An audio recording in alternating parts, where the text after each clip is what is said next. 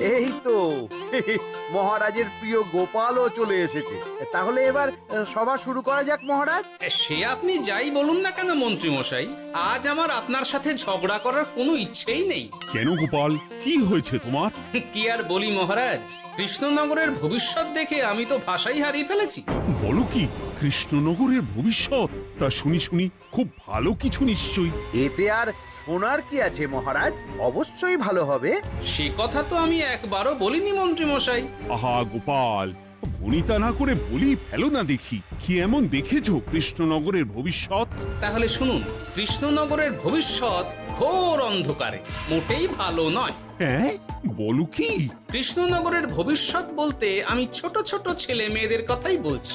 ওরাই তো আমাদের কৃষ্ণনগরের ভবিষ্যৎ।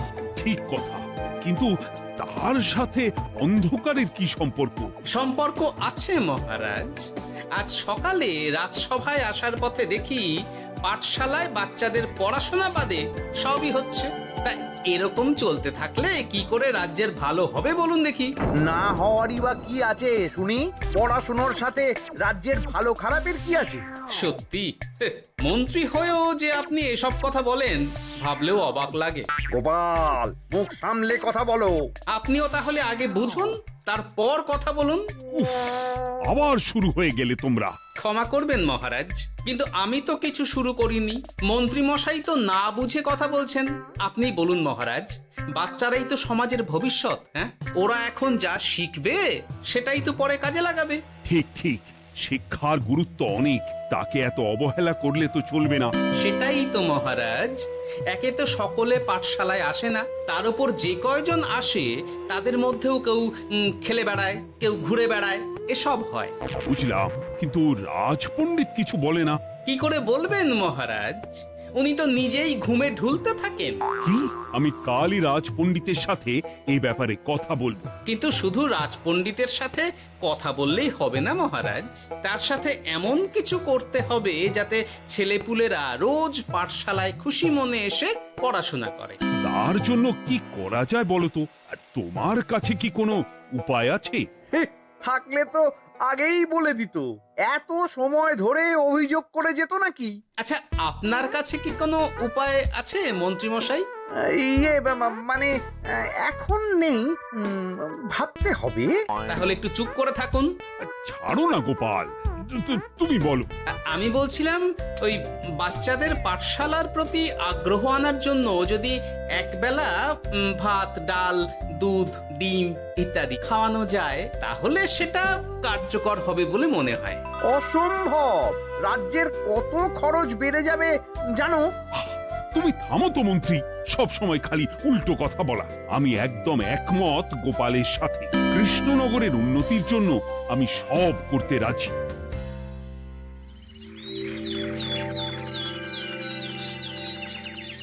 তোমার কিছু বলার আছে পণ্ডিত, পাঠশালার এই অব্যবস্থার ব্যাপারে? আজ্ঞে মহারাজ, অনেক ভোরে উঠি তো, তাই একটু চোখ লেগে যায় আর কি। উফ, চোখ লাগারও আর সময় পেল না তোমার? পড়ানোর সময়ই চোখটা লাগতে হলো। যাই হোক, যা হওয়ার হয়ে গেছে, আর যেন এমন না হয় সেটা কিন্তু মাথায় রেখো। আজ্ঞে মহারাজ, কথা দিচ্ছি আর কোনোদিন পড়ানোর সময় ঘুমোবো না। বেশ, আর মন্ত্রী, তোমার ওপর একটা দায়িত্ব আছে। বলুন মহারাজ। তুমি পাঠশালাতে পড়াশোনা শুরু করতে পারবে এমন বয়সী সকল বাচ্চাদের মোট সংখ্যাটা জেনে কোনো দোকানদারের কাছে গিয়ে সেই পরিমাণ শস্যপাতি আর ডিমের বায়না দিয়ে আসবে। আর হ্যাঁ, একজন ভালো রান্নার ঠাকুর জোগাড় করো। যথাজ্ঞা। আরে বাস, এ তো দারুণ সুযোগ। এই ফাঁকে আমারও কিছু লক্ষ্মী লাভ হতে পারে। গোপাল, তোমারও একটা দায়িত্ব আছে। হ্যাঁ, বলুন মহারাজ।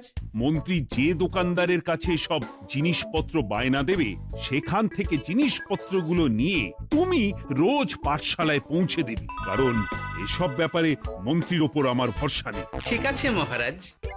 মহারাজের বেশি বেশি বলে কিনা আমার ওপর ভরসা নেই। সব জোগাড় করব আমি, আর শেষ বাজিটা মারবে গোপাল। আরে না, ভালোই হলো।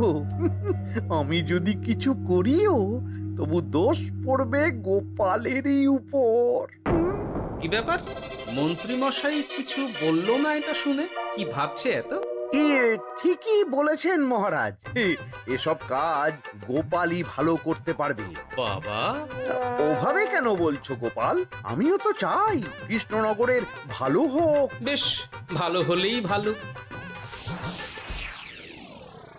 শোনো ঠাকুর, তাহলে ওই কথাই রইলো।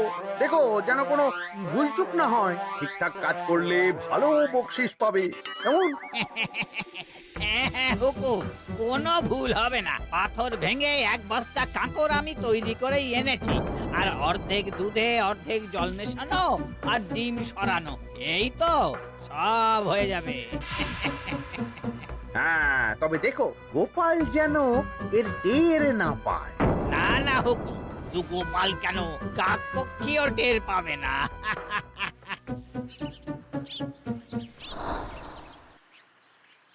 যাক বাবা, এবার শুধু জিনিসের দামটা মহারাজকে বাড়িয়ে বললেই কাজ হাসিল। এদিকে অতিরিক্ত মূল্যটাও আমার হবে, আর বাকি জিনিসগুলো বিক্রি করার পর সেই দামও আমারই হবে।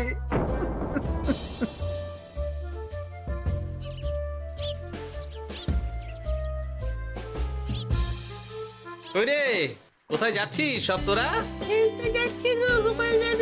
কাল থেকে অবশ্যই সব পাঠশালায় যাস, কিন্তু বন্ধুদেরও বলিস যেতে। ভাত, ডিম, দুধ আরো কত কি ভালো ভালো সব খাবার দেওয়া হবে রে।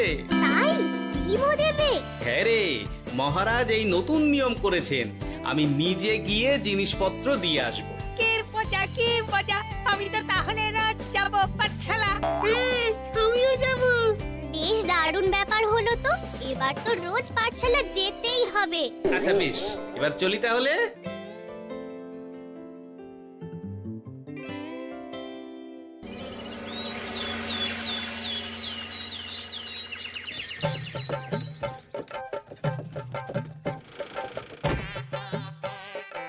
এই নাও গো ঠাকুর, সব জিনিস নিয়ে চলে এসেছি। একবার মিলিয়ে নাও দেখি। ঠিক আছে গোপাল দাদা, এখনই সব দেখে নিচ্ছি।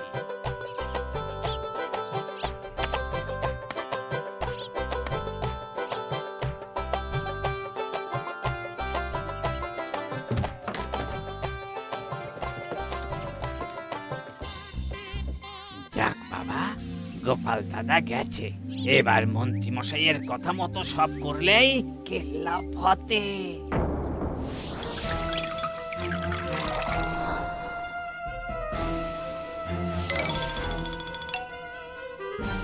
কই গো ঠাকুর? এই তো হুকুম, আপনার কথা মতো সব কাজ হয়ে গেছে। ওই দেখুন, ওখানে জিনিসগুলো রাখা আছে, আপনি নিয়ে যেতে পারেন। বাবা বাবা, খুব ভালো, খুব ভালো।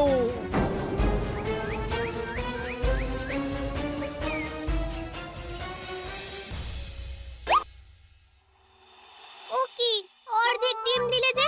বাকিটা কোথায়? কিসের বাকি? ডিমটা অমনি দেখতে। বললেই হলো। ডিম কখনো অর্ধেক হয়? বাকিটা কোথায় বলো, নইলে কিন্তু। আরে বাবা, তুমি ডিম খেতে খুব ভালোবাসো বুঝি?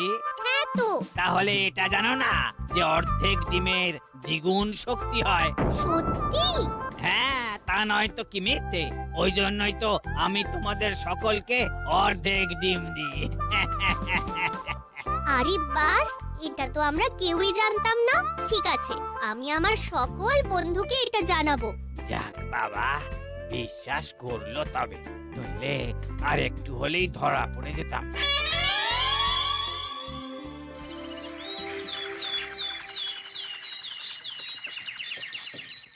আরে, রান্নার ঠাকুর কারোর সাথে কথা বলছে মনে হচ্ছে। পেছন থেকে দেখে তো মন্ত্রী মশাই বলে মনে হচ্ছে। একটু কাছে গিয়ে দেখি তো কি ব্যাপার।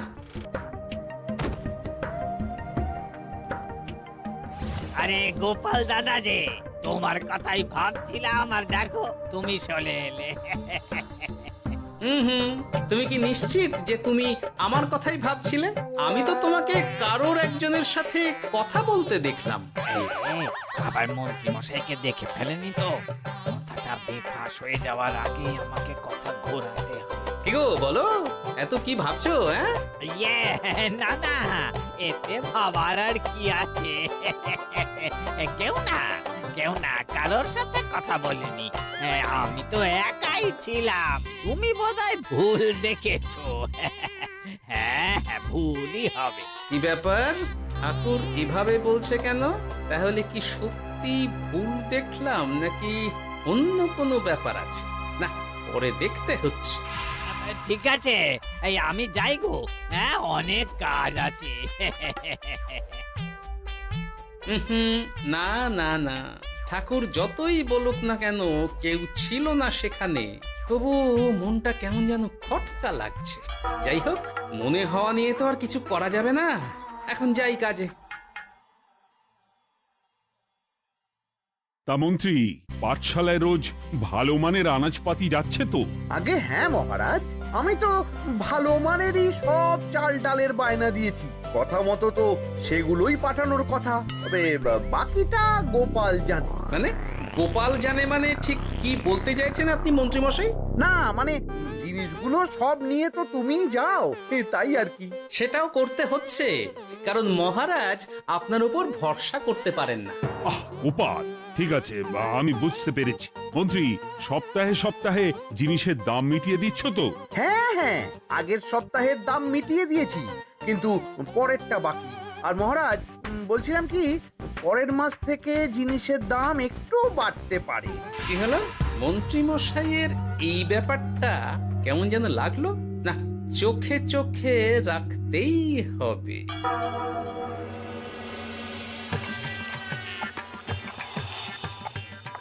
কিরে বুটি, তুই অর্ধেক ডিম খেয়ে বাকি অতটা রেখে দিলি কেন? রান্নাটা ভালো হয়নি বুঝি? না গো দিদা, খুব ভালো হয়েছে। আমি তো আসলে এখন এমনই খাচ্ছি। শিখিরি, কেন রে পুটি? তোর তো ডিম খুব প্রিয় ছিল রে। এখনো ভালো লাগে। তাহলে পুরো ডিম খাচ্ছিস না কেন? এ বাবা, তুমিও জানো না, অর্ধেক ডিমের শক্তি গোটা ডিমের থেকে বেশি, মানে দ্বিগুণ শক্তি। কি বলে কি গো? এই, তোকে এমন কথা কে বলেছে রে? ওমা, কেন? পাঠশালার রান্নার ঠাকুর আমাদের তো রোজ অর্ধেক ডিমই দেয়, ওই জন্য আমি একদিন জিজ্ঞেস করেছিলাম, তখন বলল অর্ধেক ডিমের দ্বিগুণ শক্তি হয়। বলিস কি রে? এতদিন ধরে এসব চলছে? না, মহারাজকে জানাতে হবে।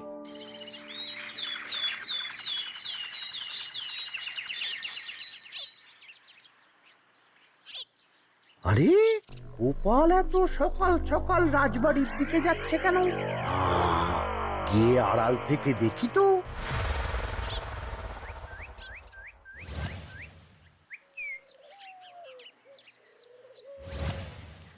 বলো গোপাল, কি হয়েছে?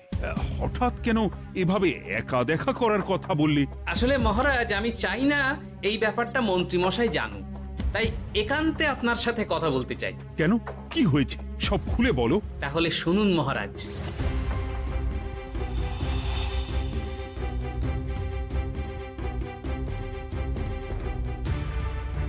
কি সাংঘাতিক ব্যাপার! আমি এখনই ওই রান্নার ঠাকুরকে কারাগারে বন্দি করার আদেশ দিচ্ছি। না মহারাজ, সেটা ভুলেও করতে যাবেন না। আমার এই পুরো ব্যাপারটাতেই সন্দেহ আছে। পুরো পরিকল্পনার পেছনে মনে হচ্ছে অন্য কেউ আছে মহারাজ। তুমি ঠিক কার কথা বলতে চাইছো? প্রমাণ ছাড়া তো আমি কারোর নাম বলতে পারবো না মহারাজ। এই রে, গোপাল বোধহয় সবটা বুঝতে পেরেছে। এবার কি করে নিজেকে বাঁচাই? কি করি কি করি কি করি? পেয়েছি। শোনো ঠাকুর, এখন কিন্তু মহারাজ সবটা জেনে গেছে, তাই দেখো যাই হয়ে যাক না কেন আমার নামটা যেন না আসে, নইলে কিন্তু তোমাকেই রাজ্য ছাড়া হতে হবে। না না হুকুম, দয়া করে এ কাজ করবেন না। আমি মরে গেলেও আপনার নাম নেব না। মাথায় থাকে যেন। বলো বলো, তুমি কেন এমন করেছো? আগে আগে আমি নিজে থেকে এসব করিনি মহারাজ। আমাকে এসব করার জন্য বাধ্য করা হয়েছে। কে তোমাকে সব করতে বলেছে? আগে গোপাল দাদা। কি মিথ্যে কথা! বেশ হয়েছে, এবার ঠেলা বুঝুক গোপাল। দেখলেন মহারাজ, খুব ভরসা করতেন না আপনি গোপালের ওপর? ভাবা যায় তলে তলে এই। মহারাজ, আমি সত্যিই সবকিছু করিনি। আমি যদি এটাতে যুক্ত হতাম তাহলে কি আপনাকে নিজে থেকে এসব জানাতাম? দেখো গোপাল, এখন এসব কথা বলে কোনো লাভ নেই। সবাই জানে তোমার মাথায় কত বুদ্ধি। তুমি ইচ্ছা করে আগে গন্ডগোল করে তারপর সেটা ঢাকতে নিজে থেকে সব বলছো। গোপাল, তুমি সত্যি করেছো কি করনি সেটা কিন্তু তোমাকেই প্রমাণ করতে হবে। এটা যেমন সত্যি যে এসব যে ঘটছে সেটা তুমি আমায় জানিয়েছো প্রথম, তেমনি এটাও সত্যি যে প্রতিদিনের শস্যের বস্তা তুমি নিয়ে যাও পাঠশালায়, তাই তোমাকেও যে সন্দেহের তালিকা থেকে বাদ দেওয়া যাবে না। বেশ, তাহলে আমি প্রমাণ জোগাড় করেই তবে এই রাজসভায় পা দেব।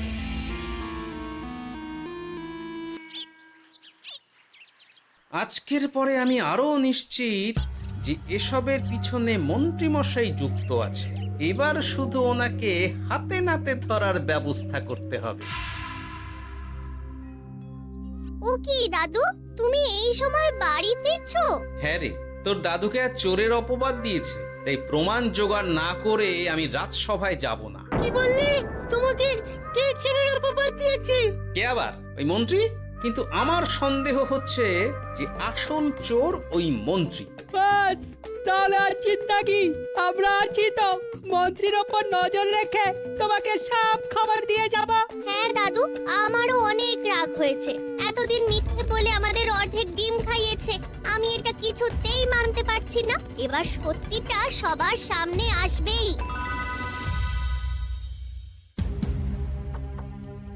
নাও নাও, আজকে চাল ডাল সব এই বস্তাতে আছে। এই নিন আজকের মূল্য।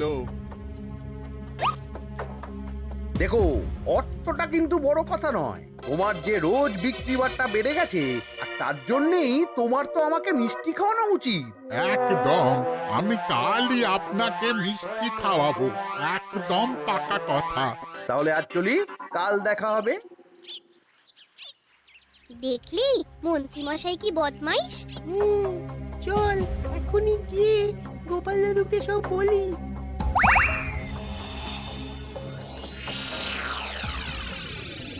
তাহলে এটাই হলো আসল ব্যাপার। খাওয়াচ্ছি ওকে মিষ্টি। হ্যাঁ গোপাল দাদু, একেবারে আচ্ছা করে দাওয়াই দিও। আচ্ছা শোন, আমার মাথায় একটা বুদ্ধি এসেছে বুঝলি। কাল তোরা ওই পাশের গ্রামের দোকানদারকে কিছু একটা করে আটকে রাখবি, আর আমি সেই সুযোগে মন্ত্রীর সাথে দেখা করব। আচ্ছা, তুমি কোনো চিন্তা করো না। ঠিক আছে, তোরা এখন যা, আমিও একবার মহারাজের সাথে দেখা করে আসি।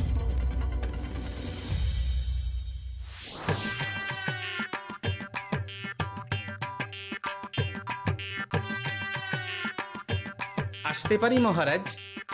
আরে গোপাল জি, এসো এসো। মহারাজ, কথা মতো আমি প্রমাণ জোগাড় করে ফেলেছি, কিন্তু সেটা দেখার জন্য আপনাকে কাল আমার সাথে একটা জায়গায় যেতে হবে। বেশ, আমি যাবো।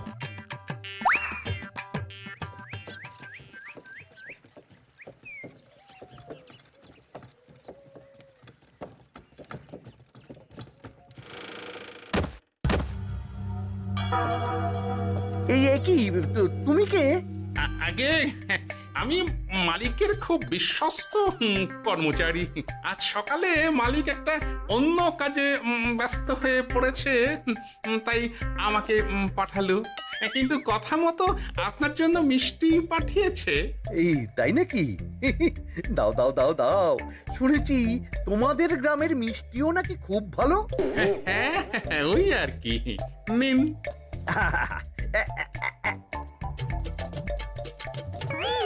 এই, ওরে বাবারে, ওরে বাবারে, মরে গেলাম রে, বাঁচাও। কেমন চলে গেল, লাগছে চলে গেল। মন্ত্রী মশাই? গোপাল, তুমি? তোমায় আমি ছাড়বো না।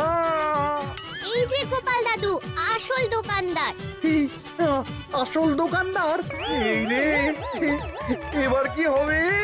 এই, তোমার কি আর কিছু বলার আছে মন্ত্রী? তোমার সব কর্মকাণ্ড আমাদের কাছে ফাঁস হয়ে গেছে। তোমার সাহস কি করে হয় কৃষ্ণনগরের ভবিষ্যতের সাথে এমন করার? ক্ষমা করে দিন মহারাজ, আর হবে না, ক্ষমা করে দিন। না না না না, শাস্তি তো তোমাকে পেতেই হবে। সেপাই, আজ থেকে মন্ত্রীকে রোজ সকালে 100 বার বেতের বাড়ি ও অর্ধেক খাবার দেওয়া হবে। অর্ধেক খাবার? কেন জানেন না? অর্ধেক খেলে দ্বিগুণ শক্তি বাড়ে। ওরে বাবা গো, আমার আমার আমার মাথা ঘুরছে।